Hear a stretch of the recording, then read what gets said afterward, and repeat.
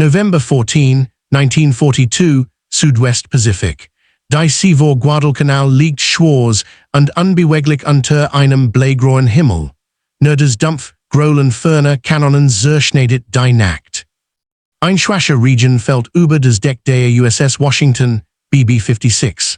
Eine riesige Silhouette gleitet durch das Dunkel, lautlos, nur begleitet vom Summen der Turbinen tief im Rumpf. Auf der Brücke steht Admiral Willis Lee, die Orgen auf das grünliche Leuchten des Radarschirms gerichtet. Punkt Punkt tanzt, über den Bildschirm, feindlich Kontakt. Weiter südlich brennt eine Schwester, die USS South Dakota, unter schwerem japanischen Feuer. Flammen schlagen aus den Aufbauten, Funken tanzen in der Nacht. Die japanischen Cruiser und Schlachtschiff heben das Meer in ein glühendes Inferno verwandelt. Doch Washington bleibt ruhig. Ihre Kanonen sind geladen, ihre Besatzung schweigt. Niemand kann sie sehen, nur das Radar kennt ihren Platz. In dieser Nacht steht sie allein. Ein einzelnes amerikanisches Schlachtschiff, umgeben von Feinden, in einem Meer aus Feuer und Tod. Und während die japanische Hiroshima näher kommt, bereitet sich Washington darauf vor, Geschichte zu schreiben. Denn in wenigen Minuten wird sich zeigen, was passiert, wenn Stahl, Technologie und Entschlossenheit aufeinanderprallen, in der dunkelsten Stund des Pazifikkriegs. Der Pazifik, End 1942. Die Welt steht in Flammen. Seit dem Angriff auf Pearl Harbor im Dezember 1941 hat Japan in einem beispiellosen Sturm Whitetail des Pazifiks erobert. Die amerikanische Flotte, einst Symbol unantastbarer Stärke, ringt ums Überleben. Im Sommer 1942 wendet sich das Blatt langsam, doch der Preis ist hoch. Der Sieg bei Midway hat Japans Vormarsch gestoppt, aber nicht gebrochen. Im Dschungel der Salomoneninseln tobt ein erbitterter Kampf jeden Meter Land, Jedwell Wasser. Guadalcanal, ein Name, den bald jeder amerikanische Soldat kennen wird. Hier errichten die Japaner im Sommer 1942 einen Flugplatz, der ihre Reichweite nach Süden verhillig verlängert. Die Amerikaner regieren. Am 7. August 1942 beginnt die erste große alliierte Offensive im Pazifik. Marines landen, erobern den Flugplatz und nennen ihn Henderson Field. Doch mit der Eroberung beginnt die Hölle. Monate später ist Guadalcanal ein Albtraum aus Hunger, Malaria und einer Blessung angegriffen.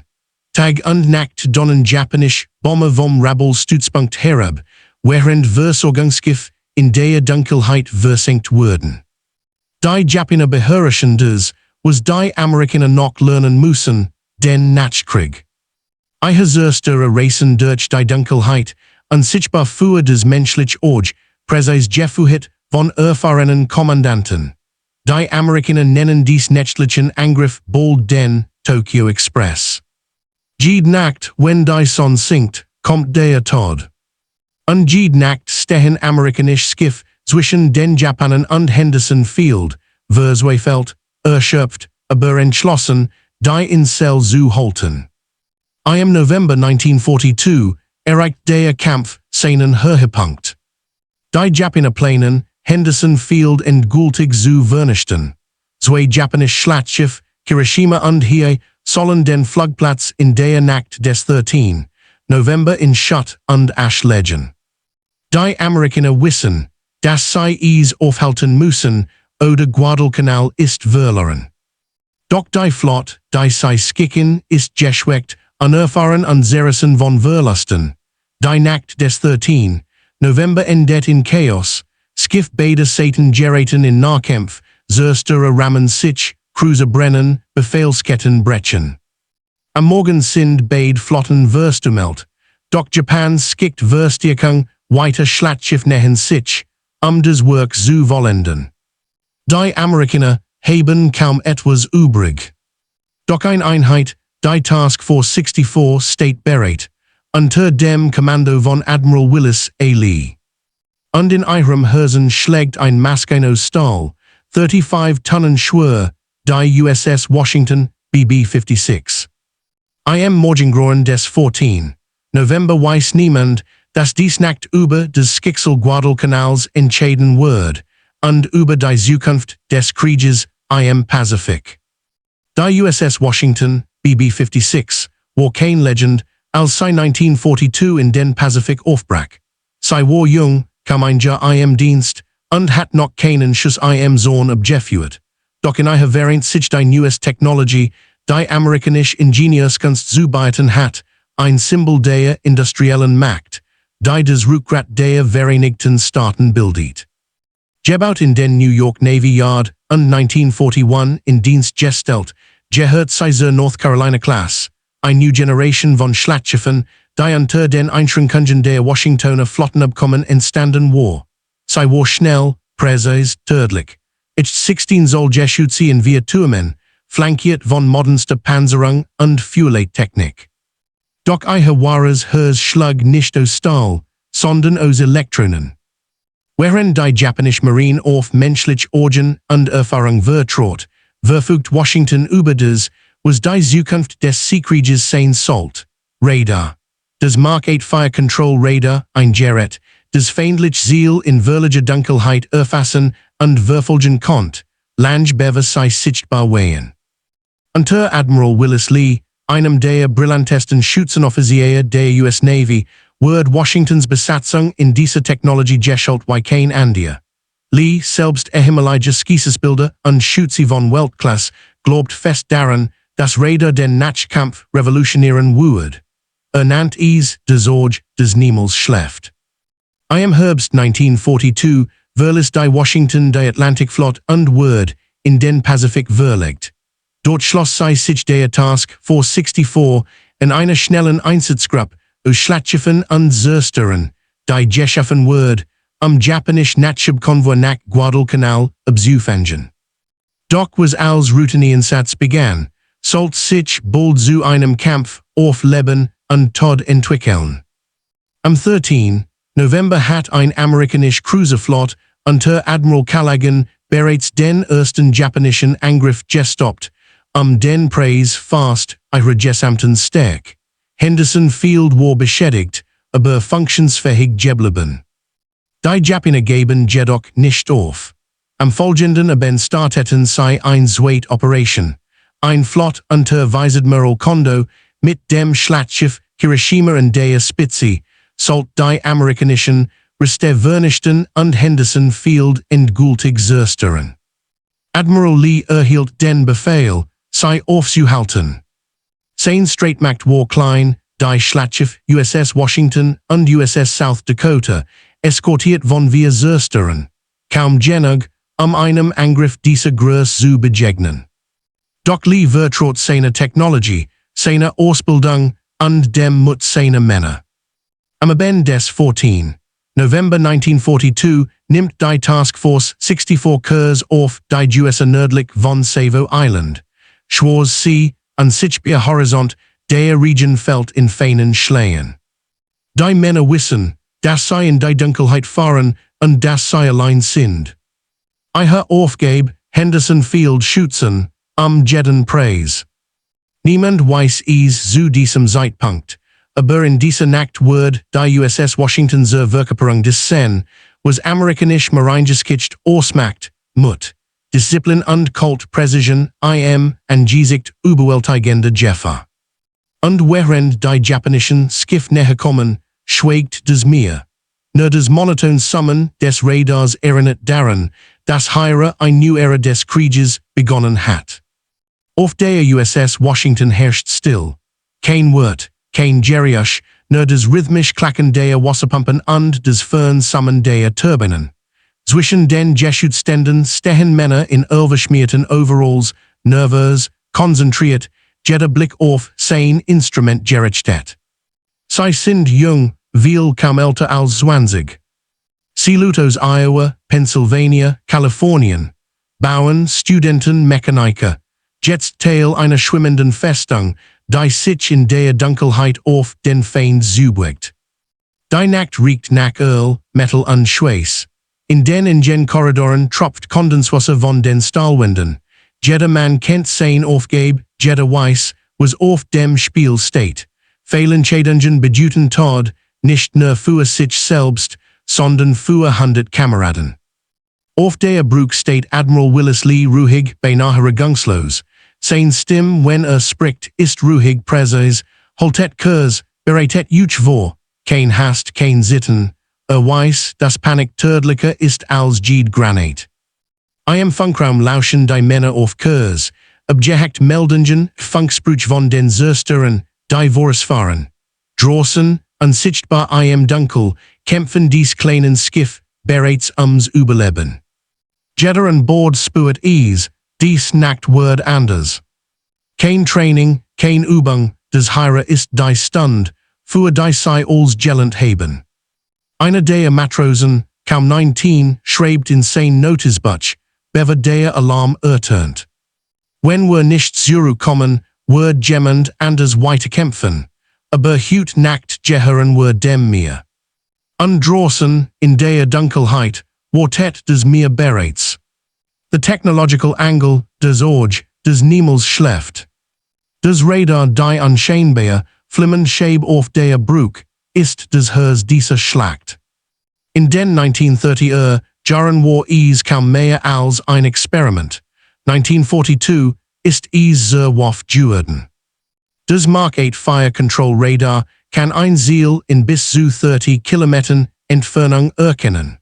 Wo menschlich Augen im Dunkel versiegen, sieht das Radar jede Bewegung, jeden Schatten. Zum ersten Mal in der Geschichte des Seekrieges kann ein Schiff in wirklicher Dunkelheit präzise führen. Während die Japaner sich auf Sicht und Scheinwerfer verlassen, manövriert die USS Washington unsichtbar, geführt von Impulsen aus Licht und Elektronik. Die Männer am Plotting Table, dem Rechenhers der Führleitung, verfolgen jede Signal, jede Well, jede Entfernungsänderung. Zahlenreihen werden zu Kursen zu Schusslesangen. Admiral Lee versteht dies, maskein besser als jeder andere. Weiß, dass Heere nicht nur Stahl und Feuer entscheiden, sondern Information, Geschwindigkeit, Präzision. Das Radar meldet, Zielkontakt, 18 Meter sich nähernd. Ein Punkt erscheint auf dem Schirm, dann ein zweiter, dann viel. Lee schaut hinüber zum ersten Offizier, ein kurzer Blick genügt. Bereit machen zum Gefecht. Die Crew reagiert sofort. Stromkreis schließen, Geschütze schwenken, die Turbinen wärmen auf Gefechtsfahrt. Washington wird sehr maskein, kalt, berechnend, unaufhaltsam. Noch ahnen die Japaner nichts. Ihre Scheinwerfer tasten die Dunkelheit ab, suchend, blind. Sie wissen nicht, dass sie längst gesehen werden von einem Auge, das niemals schläft. Willis Augustus Lee, ruhig, methodisch, fast unheimlich kontrolliert.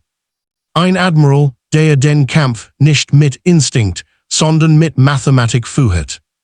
Sein Männer nennen ihn Ching Lee, ein Spitzname aus der Akademiezeit, aber keiner wagt es, ihn im Einsatz auszusprechen. Lee ist nicht wie die hitzigen Kommandanten vieler früherer Schlachten, vertraut nicht auf Zufall oder Mut, vertraut auf Berechnung. Für ihn ist Krieg ein Formel, Entfernung, Geschwindigkeit, Kurs, Zeit. Und in dieser Nacht soll sich zeigen, ob sein Formel gegen die Wat des Feinds bestehen kann. Sein Befehl kommen präzise, fast leise, kein Geschrei, kein Pathos. South Dakota voraus, Washington in Deckung halten. Radarverfolgung, aktiv. Führer nur auf, bestätigt Ziel. Sein größter Vorteil ist Unsichtbarkeit. Während die Japaner glauben, die Amerikaner hätten sich zurückgezogen, positioniert Lee sein Washington in perfektem Winkel, unbemerkt, unbeleuchtet, bereit.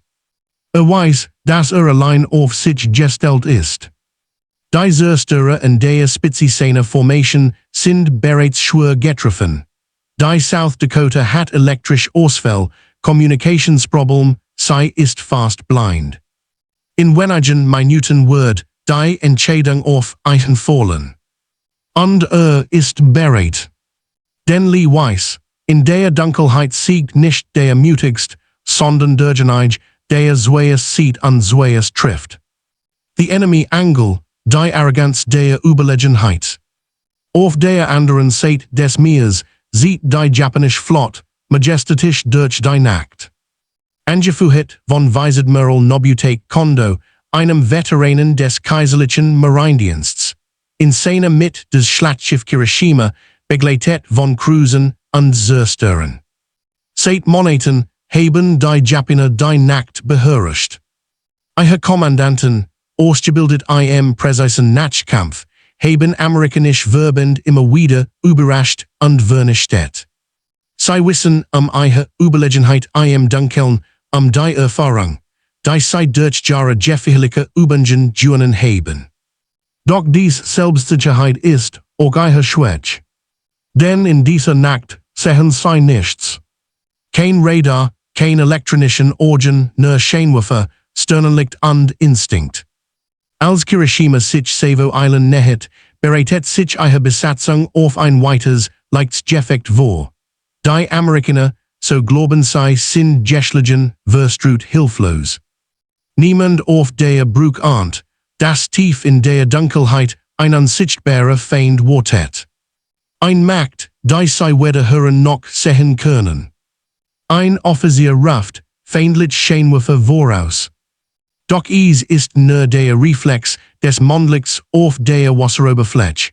Sekunden später erhält ein greller Blitz den Horizont. Dann ein Donner, so tief, dass das Meer selbst vibrieren lässt. Die erst 16 Zoll Granate von USS Washington hat ihr Ziel gefunden.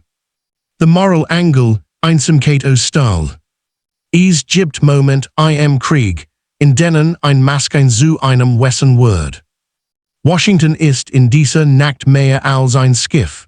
Sie ist Symbol für Isolation, für die still, unbeugsame Entschlossenheit, wenn Hilfe unmöglich ist.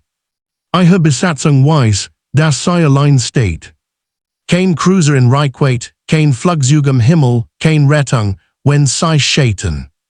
Und doch surget niemand. Vielleicht liegt darin das Wesen des Krieges, nicht im Sieg selbst, sondern im Willen, standzuhalten. Wenn alles verloren scheint. Washington kämpft, nicht nur für Henderson Field, nicht nur für Guadalcanal. Sie kämpft für jede Einheit, die gefallen ist, für jeden Matrosen, der nie zurückkehrt. Dies Nacht ist kein Zufall, sie ist ein Prüfstein. Ein Beweis, dass Mut und Technologie Hand in Hand gehen können, dass menschliche Will und Kultpräzision sich nicht widersprechen, sondern ergänzen. Als die Männer in den Geschützen schwitzen und zittern, als das Radar flackert und die Entfernung sinkt, wissen sie. Es gibt keinen Rückzug. Nur vorwärts, nur fewer. Und so wird aus Angst Entschlossenheit. Aus Dunkelheit Licht. Aus einem Schiff ein Legend. Die Dunkelheit über Guadalcanal ist nun vollständig. Region fällt in feinen Schleien, vermischt mit Rauch und Salzwasser, das von den Granaten aufgewirbelt wird. Die USS South Dakota liegt beschädigt voraus, ihre Geschütze teilweise außer Funktion, das Kommando fragmentiert. Die Japanese Task Force glaubt, der Weg sei frei, doch niemand hat die Washington bemerkt, die still in der Nacht lauert. Admiral Willis Lee gibt den Befehl, alles System bereit, für auf bestätigt Ziel. Ein Befehl, der gleichzeitig die Präzision und die Disziplin der Crew fordert. Die Turbinen wärsten auf Gefechts fahrt, das Schiff gleitet wie ein Schatten durch das Wasser, nur begleitet vom monotonen Piepen des Radars. Dann erschienen die ersten Punkt auf dem Skirm, Kirishima und ihre Escort, näherkommend, selbstbewusst, bereit zu schlagen. Lee überprüft noch einmal die Fuellösungen. Ein kurzer Blick zu seinen Offizieren, kein Wort nötig. Jeder versteht, dass dies der Moment der Entscheidung ist. Die 16 Zoll Geschütze der Washington drehen sich langsam auf Kurs. Der Erstschuss fliegt fast lautlos, ein dualtiger Eisenblock, der den Nachthimmel durchschneidet. Die Granate trifft Kirishima auf der Brücke. Ein Blitz, dann Explosionen entlang des Aufbaus, Die Japanische Crew Tormelt, Scheinwerfer flacken unsterben. Liebefield Volal Salve. Die restlichen Geschütze öffnen des Feuer, Jede Granate ein Präziser Tod. Die Washington arbeitet wie ein Uhrwerk, Radar meldet Entfernung, Kursenderung, Aufprallpunkt. Jede Bewegung der Hiroshima wird sofort korrigiert, jede Salve trifft genau. Die Japaner regieren zu spät. Ihre Scheinwerfer sind kaum aktiviert, ihre Artillerie verstrut. Panik bricht aus, als ein weiter Granat die Hauptgeschütze beschädigt. Seinen Hewlen, Rauch steigt auf, Feuer frisst sich durch den Stahl. Die South Dakota versucht sich wieder zu sammeln, meldet Schäden, aber hält die Washington auf Kurs. Weiß, dass sie allein überleben muss, dass sie die einzige Chance ist, Henderson Field zu retten.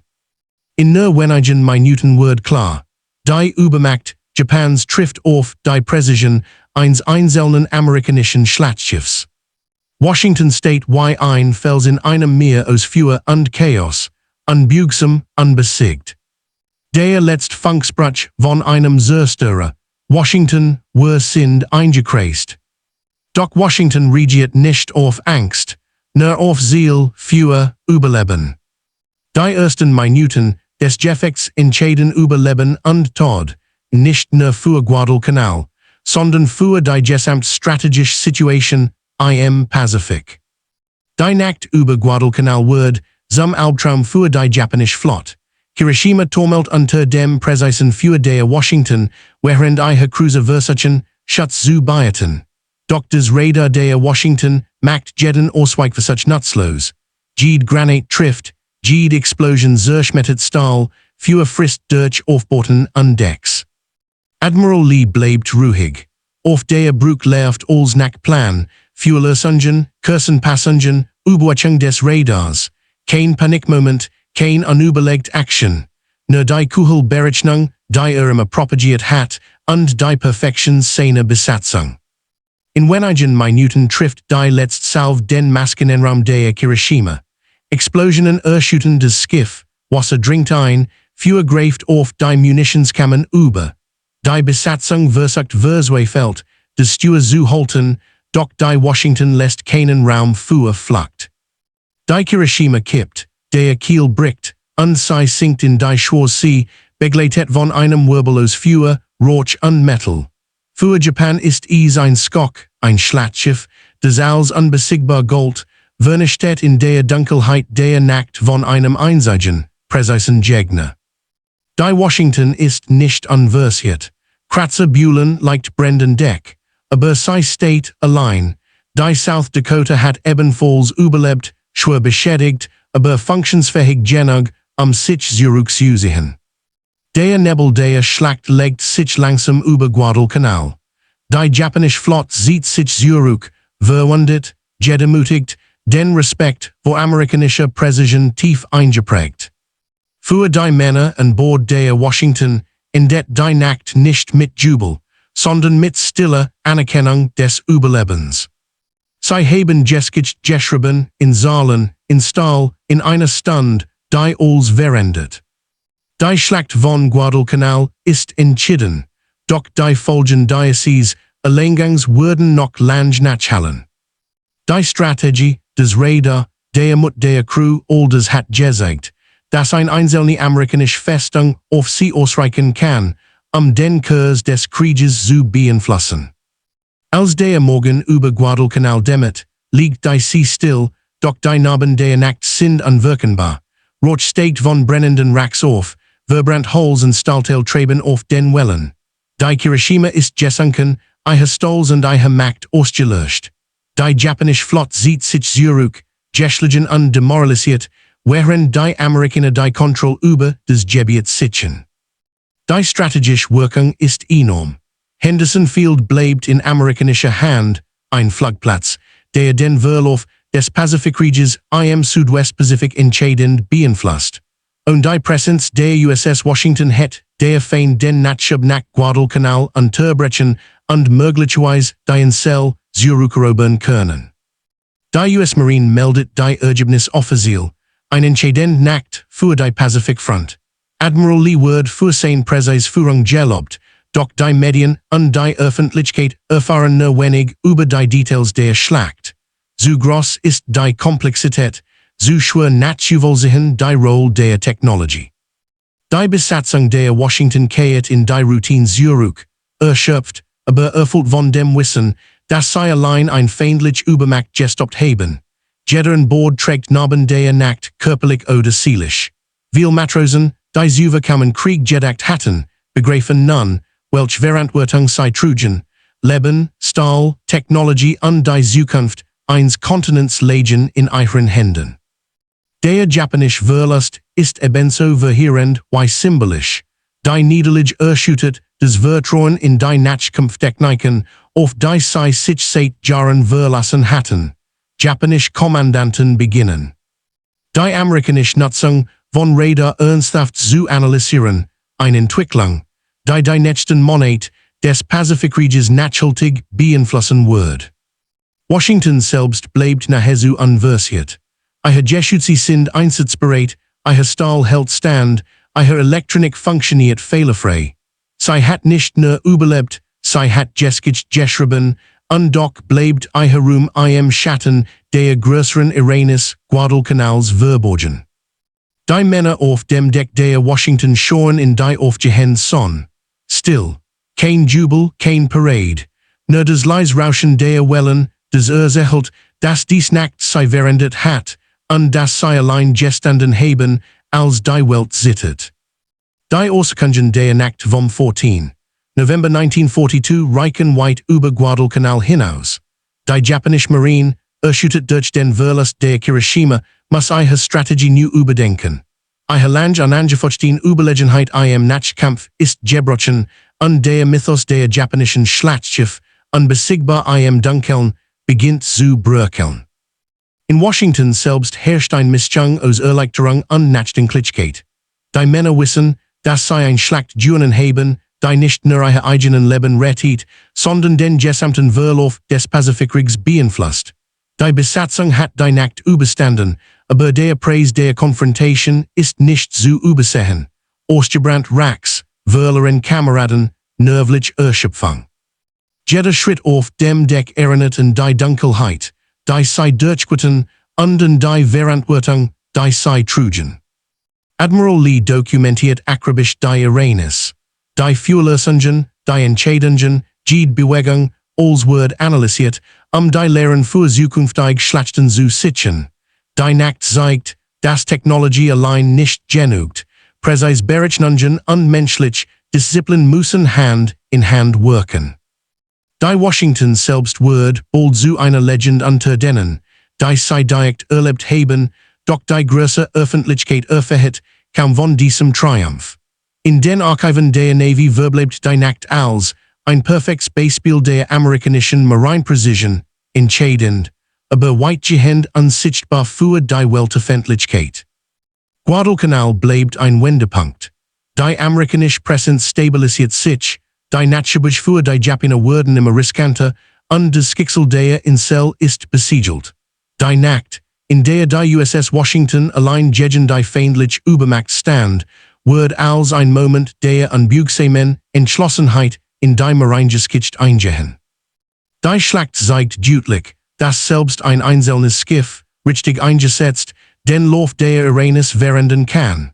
Doch ebenso deutlich wird, dass wahre Stärke nicht im Stahl liegt, sondern in den Menschen, die ihn bedienen, und in dem kühlen Verstand, der jede Entscheidung wägt.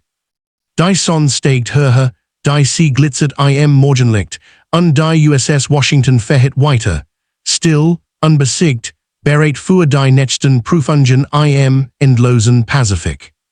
Die Nacht vom 14.